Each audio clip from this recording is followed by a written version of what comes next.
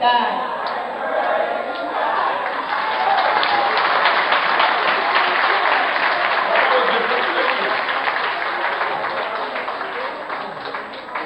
Now we have Ms. Ward, followed by Mr. Pichu. This is from Chief Justice Earl Warren. Today, education is perhaps the most important function of state and local governments.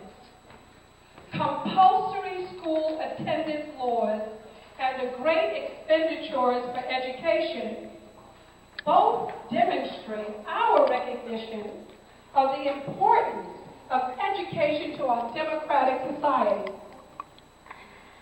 It is the very foundation of good citizenship. Today, it is a principal instrument in awakening the child to cultural values and preparing them for later professional training and in helping him to adjust normally to his environment. In these days, it is doubtful that any child may reasonably be expected to succeed in life if he is denied the opportunity of an education.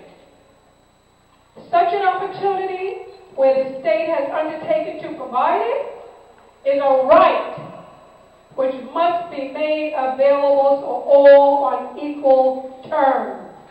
There you have it. All right? My name is Ruby Nell Bridges. I became the first African-American child to integrate in elementary school. I was only 6 years old. This is my story. A federal judge decreed that Monday, November 14, 1960, will be the day black children in New Orleans will go to school with white children. I will be going to William Frank School alone, escorted by federal marshals.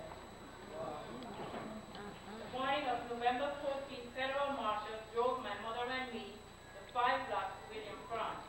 In the car, one of the men explained that when we arrived at the school, 2 marshals would walk in front of us, 2 behind of us, and two in front to protect us from on both sides.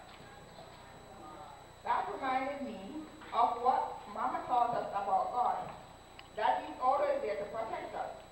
Rubinell, she said as we pull up to my new school, don't be afraid. There might be some people upset outside, but I'll be with you. Sure enough, people shouted and shook their feet when we got out the car. But to me, it wasn't any noisier than Mardi Gras. I held my mother's hand and followed the crowd and followed the people through the crowd, up the steps into my class. The marshals drove my mother and me to school again the next day. I tried not to pay attention to the mob. Someone had a black doll in a coffin. And that scared me more than nasty things that the people were saying to us. A young white woman met us inside the building.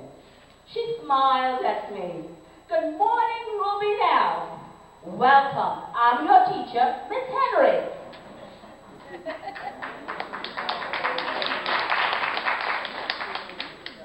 The next morning, my mother told me she couldn't go to school with me. She had to work to take care of my brothers and sisters. Remember, if you get afraid, say a prayer, Mama said. That was how I started to pray on my way to school. Militant segregationists took to the streets in protest, and riots erupted all over the city. Even my family was affected. My father was fired from his job. The white owners at the grocery store where we shop told us not to shop there anymore. Even my grandfather, as far away as Mississippi, suffered. After 25 years as sharecroppers, they were told that their granddaughter was caught in trouble in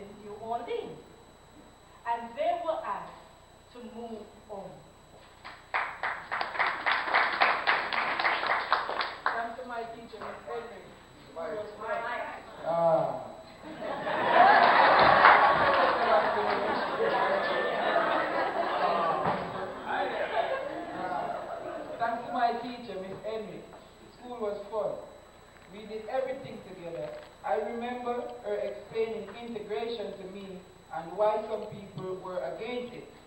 She said, it's not easy for people to change once they have gotten used to living a certain way.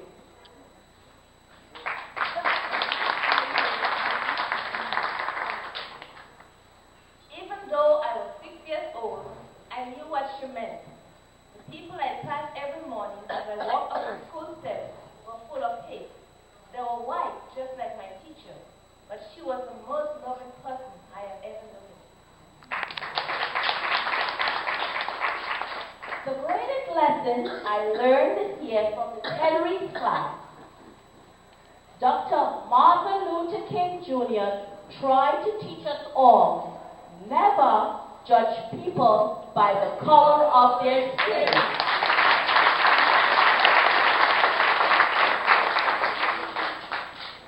Separate is not equal. In 1896, Lexi versus Ferguson established the doctrine of separate but not equal. This concept states that separate public facilities of equal quality for black and white does not violate the Equal Protection Clause of the 14th Amendment of the Constitution. This meant that blacks had to use separate schools, restaurants, bathrooms, and sit at the back of the bus. However, in another landmark Supreme Court case of Brown versus Board of Education in 1954, the question of separate but equal was settled. Now, it was noted that the doctrine of 1896 was illegal and an incorrect interpretation of the 14th Amendment. It was further noted that separate but not equal was a violation of black people's civil rights. It was then determined that all the separate facilities for black people could never be equal to the facilities enjoyed by the white people. So the case was overturned. Since the Brown case challenged the early doctrine of 1896, it changed the segregation laws in the United States. This was the end of segregation. Ruby Bridges and others like her will now get a quality education.